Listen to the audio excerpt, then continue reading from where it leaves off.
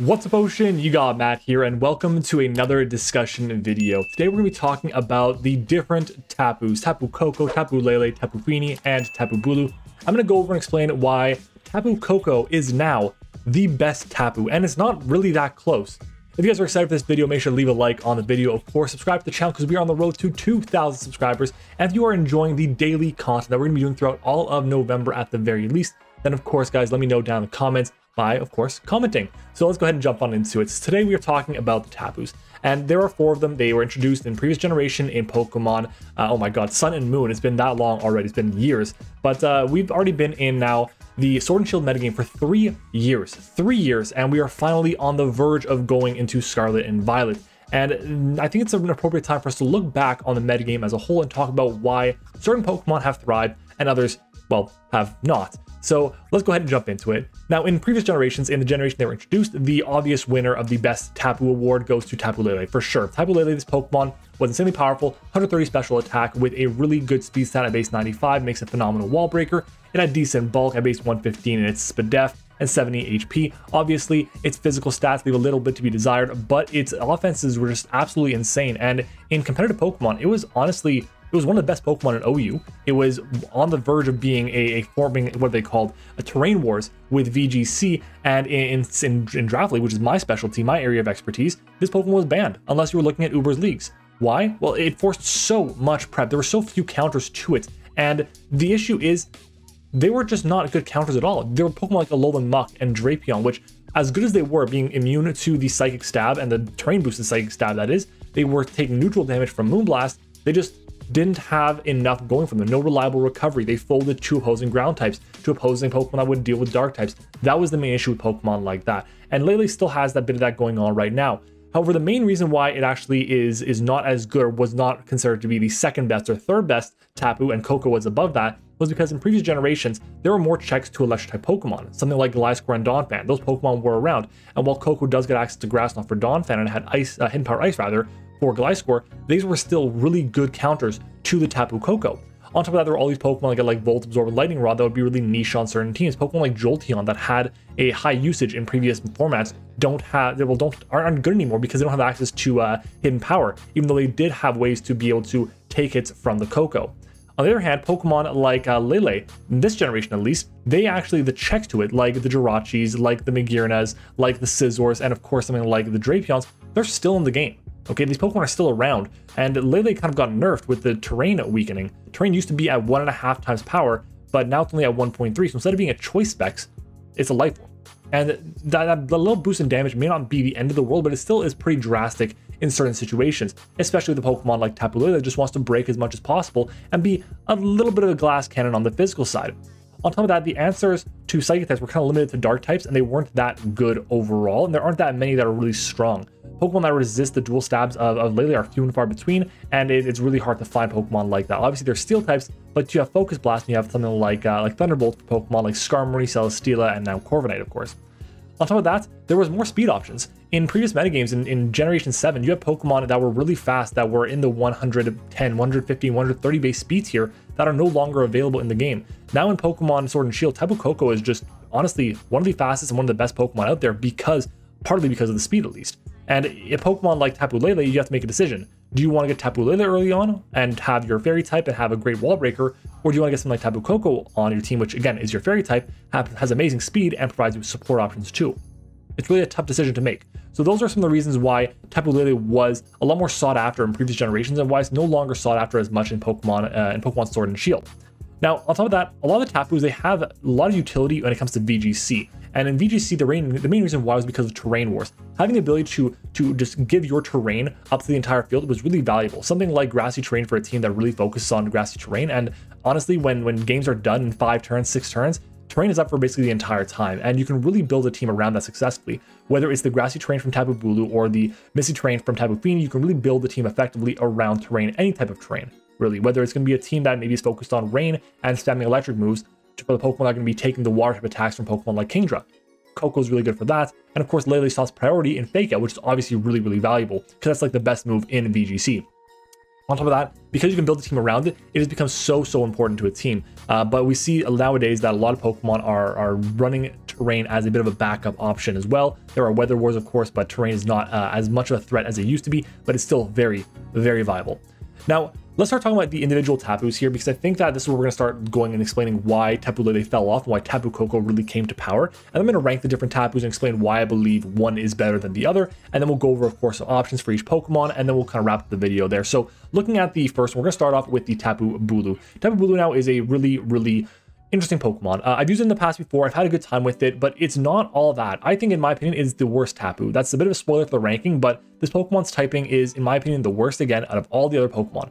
Very obviously an amazing typing, one of the 3 or 4 best types in the entire game, but Grass is one of the worst. And I have a tier list going over each of the individual types in competitive Pokemon. I'll link that at the top of the screen.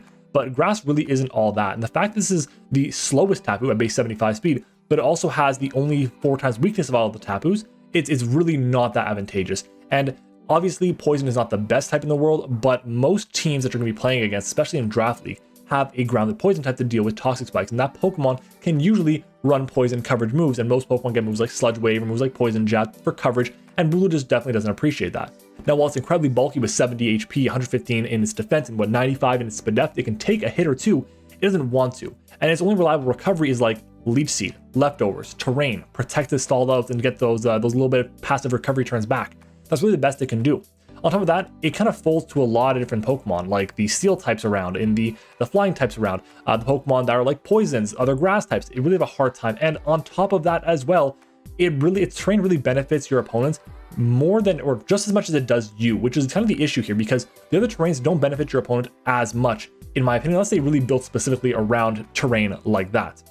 On top of that, it really impacts what you should or shouldn't have on a team. And one of the main things with this is it kind of forces your ground type to be a ground that does not run Earthquake as one of its main stab options. You really want to be focusing on a ground type that has like Earth Power or something like 1,000 Arrows, like a Zygarde, for example. Those are really the main things, because you don't want it to be nerfing your own Earthquake. And having Bulu on your team, obviously it's not going to be like the main centerpiece, but it's going to be a decent Pokemon all around. You want to make sure it's going to be doing some supporting of your build, right? That's the main focus of it. On top of that, it just benefits the opponent, like I said, a lot more than something like Pokemon like Koko or Fini. 4 times weaknesses, excuse me, are really, really rough, and the speed issue, that really hinders its ability to be as good. Its stats are the least balanced out of all the options. We're looking at 75 base speed, which is the lowest out of all the different Tapus, and for Pokemon that's best sets are really defensive and bulky sets, it has 130 attack, which, while that's good and everything, because offensively it's an absolute nightmare to deal with in certain situations, Grass Stab is really, really bad, and it doesn't get play rough. So if it had better coverage options for the physical side, then I think it would definitely make a lot of sense for it to have 130 base attack and being physically offensive. A Breaker, a Scarfer would be really appealing. But its speed isn't that good to be a Scarfer. It's fine, not the best. And of course, its best sets are being defensive, and it doesn't really accomplish that as well as it really needs to because of its typing, unfortunately. The best way for it to break as well are like moves like Woodhammer, which does recoil, and a lot of recoil at that. So you have to be careful with it too. Also, like I said, Grass is the worst typing out of these 3, so I feel like that has to be taken consideration as well. Some good partners to this Pokemon. I have some really good partners that I like a lot. I'll pair them up right now. So something like the Nidos, Nido King or Nido Queen, are really, really solid. I like them a lot because, again, they rely on the Earth Power instead of the Earthquake. They also resist Poison, which is super nice, and they're great wall breakers. So if you manage to get into Pokemon like Nido King or Nido Queen, you can break really, really effectively. On top of that, I have Pokemon like Heatran and Magnezone. Heatran is really good because, of course, it nerfs the power that Earthquake is coming into. Same thing with Magnezone, and they both bully opposing Steel types with either Magnet Pull on Magnezone or with just fire moves that Heatran might have, which is really important in certain situations, of course. And then lastly, I'm going to put something like Latios and Victini here. I think Latios and Victini do a really good job of breaking opposing teams really well. They force in opposing Steel types, opposing Poison types as well, and opposing Grass types, and really punish them with great coverage options and really good ways to punish something like the Pokemon that are going to be resisting the physical options that Bulu might have as well. So I really like these Pokemon. In terms of checks, what are we looking at for checks? Well, I think one of the best checks out there, rather, is the Zapdos. It's a really good Pokemon. It forces Tapu Bulu to run something like Stone Edge, which most of the time, does it really want to run Stone Edge? I don't think it does, because it wants to run Protect, it wants to run Leech, it wants to run Nature's Madness, Horn Leech, Woodhammer, it wants to run access to Superpower, High Horsepower, whatever. There are other options it has. It doesn't always want to click Stone Edge, but in this case here, it kind of has to, because it has to be worried about opposing flying types like Zapdos or Torrentier, for example. On top of that, you have Pokemon like Tapu Bulu, which are really, not Tapu, what am I saying, Tapu Bulu? I'm so out of it right now, sorry, but Pokemon like Skarmory rather, Pokemon like Skarmory, Pokemon like Scizor, like Amoonguss, these Pokemon are really able to check opposing Tapu Bulus really well because they 4 times resist the stab option of Wood Hammer, and they're able to recover it off with either the Roost on Scizor and Skarmory's part, or with Regenerator or Synthesis like Amoonguss. They also really effectively run Rocky Helmets for it. Some of them can pivot out. They're just really annoying for Bulu to deal with. Next up though, we're going to talk about Tapu Fini. I think Tapu Fini is one of the Pokemon that has actually risen a lot in popularity when it comes to the Sword and Shield metagame in the past year and a half, since the Sword and Shield metagame really solidified a lot more. And one of the reasons why is because its stat distribution is honestly one of the best out of all the different Tapus out there. It's got really good bulk in terms of its defense and special defense, of course, being its 2 highest stats. Its speed is good enough to the point where it can use its support moves like Light Screen, Reflect, Taunt, and able to just support the team really, really well. Its terrain is the least invasive, I'd say, and least harming out of all the terrains, because yeah, while you are weakening the ability to get Scald Burns, for example, on your opponents, or toxicing things, you're also protecting yourself with that too, which is really important as well.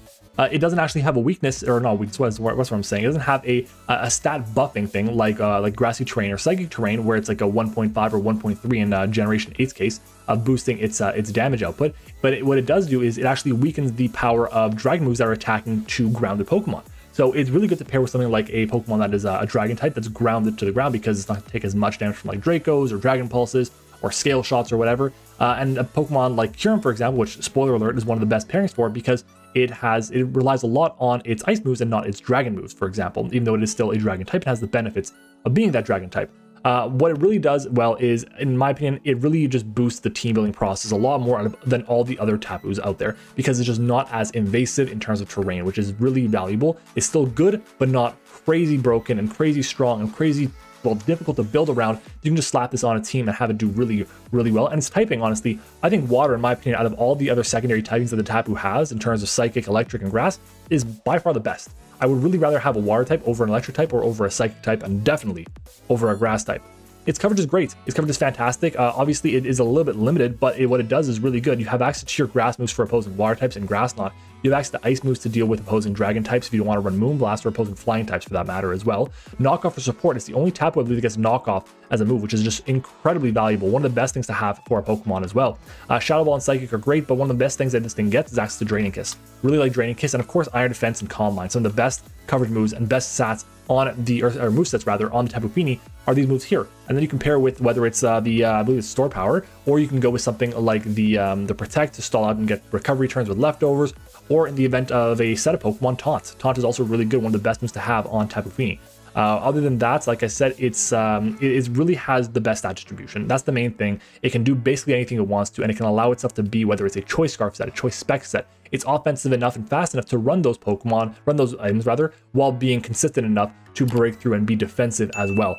Some of the best Pokemon that you compare this thing obviously are going to be something like Kyurem, I mentioned it before. Really good way to take advantage of a dragon typing, while it's going to be grounded and taking those dragon hits that are in terrain that are not going to be as strong because of the terrain, and of course is not relying on doing the dragon damage back to other Pokemon. It's going to rely on Freeze Dry or Ice Beam, maybe Draco Meteor or Earth Power really are the main options there. Pokemon like Ferrothorn. Ferrothorn is a great pairing with this Pokemon here, because Ferrothorn allows you to Hazard Stack with Spikes or Stealth Rock, which are really good. It's a way to handle opposing electric types, because you have access to the grass typing as well, and it's a great Pokemon for poison types because it has the steel typing. So it's just a solid Pokemon overall to pair with something like the Tapu Fini. It also has really good pairings with Pokemon like Jirachi because of Wish Passing, again, momentum, support, the speed here is really good. Those are some good options to have with the Tapu Fini. And of course, if you guys have been aware, in the CGT, we have Azumarill as well. Addison has tried out Azumarill with the Tapu Fini, and it's worked out really well because these Pokemon have the same checks and they do really well in different things. They can both be offensive or bulky, and pairing them together has worked insanely well, and I'm surprised it took until this late in the generation to give it a try and see so much success with it. So I think that the pairing of Azumarill and Fini definitely does a lot of work as well. On top of that, the counters, let's start looking at counters for this. Zapdos, another great counter. Zapdos is a great counter to Tapu Bulu. It's a great counter to Tapu Fini as well. Reason being is because it has access to electric type moves to break through the Tapu Fini. It has access to ways to punish it really consistently, and has recovery, so it can't always just go for Ice Beams or Moonblast to be able to break through. Has access to ways to pivot around as well, so if in case you're making a prediction that it's going to stay in, you have to be ready to take a Volt Switch or a Discharge or a Thunderbolt, or maybe you're just going to get lucky and your opponent goes for a U-turn on your potential Draining Kiss or Calm Mind or whatever the case may be. Other than that, Pokemon like Tapu Koko, again, really good counter to something like the Tapu Fini. It has access to ways to break through. It changes your terrain as well and weakens it more. And the fact that you have to deal with Life Orb basically boosted electric attacks is definitely very scary. Something like Tapu Bulu. Tapu Bulu is a great answer to the Tapu Fini. Again, changes the terrain, breaks through really well, and is weak to the grass typing, which is the most common type of attack that you're going to be going for with Tapu Bulu. And it can recover back the HP you're taking because it has access to Protect and Leftovers, or Leech Seed as well, and Horn Leech, of course, as options. And then another thing is going to be something like the Vaporeon. The reason why Vaporeon, in my eyes, is a really good check to the Tapu Lele Tapu Fini, excuse me, is because not only does it have water absorb to take the incoming water type attacks, it doesn't matter if it's being taunted, because if it's being taunted, you just flip turn out. You don't have to be worried about getting toxic by the Tapu Fini, which is one of the main issues that Vaporeon faces, and it can still wish things back up. So having access to flip turn, to wish, to roar as well in certain situations where it's running, like for example, the Draining Kiss Iron Defense Combine set, Vaporeon can do a lot of good things against a Tapu Fini. So that's why, in my opinion, it's a really solid check, and the stats are just really solid defensively as well. Let's go ahead and talk about now the Pokemon that has fallen from grace in my eyes more so than basically any other Pokemon in Generation 8, and that's going to be Tapu Lele. Now, Lele is still a good Pokemon, don't get me wrong, but what it provides for a team is really duplicated by quite a lot of different things. For example, one of the things that it really does well is it breaks just fantastically. It just doesn't do that as well anymore, because instead of having a 1.5 times boost to its psychic moves with the terrain, it's now 1.3. On top of that, the Pokemon that are going to be checking it are still in the format, like I mentioned before, something like Jirachi and Drapion as an example. But it really doesn't have anything new in Gen 8. It really has nothing new in Gen 8, like not at all. It's a moderately fast wall breaker, kind of fast, but it just isn't fast enough without slapping a Choice Scarf on it. Without the Choice Scarf, I mean, you're basically playing a 50-50 on if you're clicking Psychic to do the most amount of damage possible, or you're clicking Moonblast to deal with the Dark types, or you're clicking Focus Blast to deal with the Steel types. That's the main issue here. It's not bulky enough to use its support moves. It gets access to some really good options like Aromatherapy. It gets access to Reflect and Taunt, of course, but it's just not bulky enough to take advantage of them as much. There are some really cool sets you can run with, like Assault Vest, or you can still run a Draining Kiss defensive set with Tapu Lele, but they're not strong enough in my mind to really justify going over the set of the offensive set with Specs or Life Orb or Extra Belt or Pixie Plate or whatever. It's not good enough in my eyes here. It has great coverage, but it's really one-dimensional because of that. And even though, again, the coverage, like I said, is great, because they're really locked into saying, I'm going to run basically the same set every week, it makes it very challenging to be a strong Tapu Lele set in my eyes. Pokemon that are really good partners to this are going to be Alakazam. Why? Psychic Spam. Psychic Spam is really good. Having a Pokemon like Alakazam, which has basically a guaranteed Focus Sash with Magic Guard, is really nice because you can then always click a Boost Psychic in terrain, which is really powerful. And on top of that, protecting the Pokemon on your team from priority moves like Fake Out or Bullet Punch or Vacuum Wave or whatever is really nice here, because you also have a really good partner, something like Nihilego. And one of the reasons why I like Nihilego a lot, if I can pull it up over here, is because it gets access to both Rocks and to Toxic Spikes. So Toxic Spikes and Rocks are both really good to pair with something like the Tapu Lele, because it forces so many switch-ins. It forces Pokemon that are coming in. Psychic types don't want to come in on Lele. So if you're able to get a Toxic Spike up and get into Lele, you're kind of forced, you're able to go for Psychic type moves pretty freely, because whatever's coming in is getting Toxic from the Toxic Spikes. On top of that, Nihilego has the way to set up pretty freely with something like the Meteor Beam and the speed boosting set. And the fact that you're protecting yourself from the priority moves is really advantageous for something like Nihilego as well, to just break a lot more consistently before the terrain goes away. Pokemon like Tyranitar and Hydreigon are also really good. Why are Pokemon like T-Tar and Hydra really good? Well, because they're answers to opposing Psychic types. Pokemon like, let's say, opposing Azelf or whatever. I know Azelf isn't the best example because he gets fighting type moves, but Pokemon and fairy type moves for Hydreigon. But Pokemon that are just psychic types, like Alakazam, for example, I mean, again, not the best option, but there are options here. They are going to be using opposing terrain and really kind of beating you down with it. So having a good dark type in my eyes really works well, because it means that you're not going to be able to be as weak to your own terrain, which is really important when dealing with Pokemon like one of the Tapus in any sort of competitive Pokemon, whether it's singles, whether it's VGC, or whether it's Draft League, it doesn't really matter. Opposing Pokemon that are really good against it. Heatran is fantastic against it. Yes, Focus Blast is a thing, however, it is especially defensive enough to be able to take many hits and just deal back a big time damage. Heatran is definitely one of the better Pokemon. On top of that, there's Drapion. Drapion is a really good answer because, again, the main thing is it has one weakness, and that's the ground. It can't be crit with battle armor, and the fact that it is immune to Psychic and it is not weak to Moonblast is really cool as well, and has access to Poison Stab to really do big damage to Tapu Lele and, of course, knockoff its item potentially as well. Other than that, Corviknight and Celesteela and Skarmory, more so Corviknight and Celesteela. And the reason why Corviknight and Celesteela, if I can type in Corviknight, is because they have access to ways to offensively pressure the Pokemon like Tapu Lele a lot more. Corviknight has access to something like Iron Head, which yes, Skarmory has access to, but Skarmory is not going to be really running Iron Head as much as it would be on Corviknight. Corviknight has U-turn to be able to pivot out and be just a good pivot around the Lele. It has access to something like the, where is it? The Mirror Armor. So if it goes for a Moonblast on the switch in and it gets a special attack drop, it gives it to the Lele instead, which is really nice as well. Something like the Celesteela can set up all over it, and yes, while there is Thunderbolt that this Pokemon could run for the Corviknight or for the Celesteela, it's not as strong, obviously, as something like a Terrain Boost Psychic or a Moonblast because of the stab options. In this case, obviously, it does more, but it's not going to be as powerful as other options here.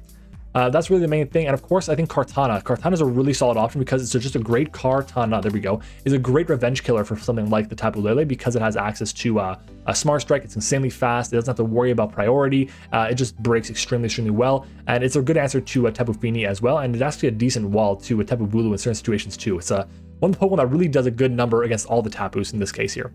Wow, I just lost my Tapu Bulu. That's not what I want to do. Well, a bit of live editing here, but it is what it is. Let's go ahead and close this and this. Now we get to the star of the show.